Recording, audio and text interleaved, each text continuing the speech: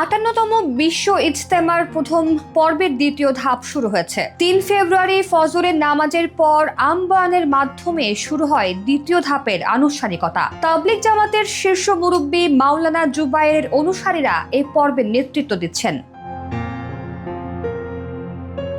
দ্বিতীয় ধাপের ইজতেমায় মোট 40টি খিত্তায় ঢাকার এক অংশ সহ 22টি জেলার মুসল্লিরা অংশ নিয়েছেন। এর মধ্যে রয়েছে যাত্রাবাড়ী, কেরানীগঞ্জ, মোহাম্মদপুর, মুন্সিগঞ্জ, জামালপুর, মানিকগঞ্জ, জয়পুরহাট, সিলেট, সিরাজগঞ্জ, মেহেরপুর, টাঙ্গাইল, পাবনা, নরসিংদী, কিশোরগঞ্জ, কক্সবাজার, নোয়াখালী আরও অন্যান্য জেলার মুসল্লিরা।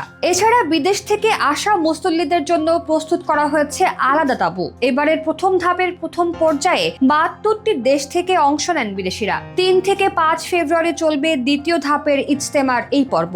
আগামী 5 ফেব্রুয়ারি আখেরি মোনাজাতের মধ্য দিয়ে শেষ হবে প্রথম পর্বের দ্বিতীয় ধাপ।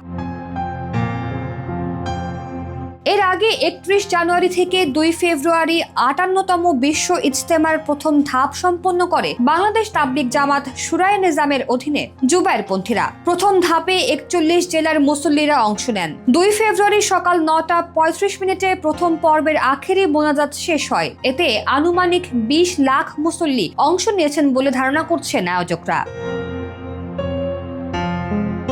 এরপরে আগামী 14 ফেব্রুয়ারি থেকে দ্বিতীয় পর্ব শুরু হবে। মাওলানা সাদ অনুসারীরা এ পর্বের ইজতেমায় অংশ নেবেন। 3 দিন ব্যাপী এ পর্বের ইজতেমা আগামী 16 ফেব্রুয়ারি আখেরি মোনাজাতের মাধ্যমে শেষ হওয়ার কথা রয়েছে।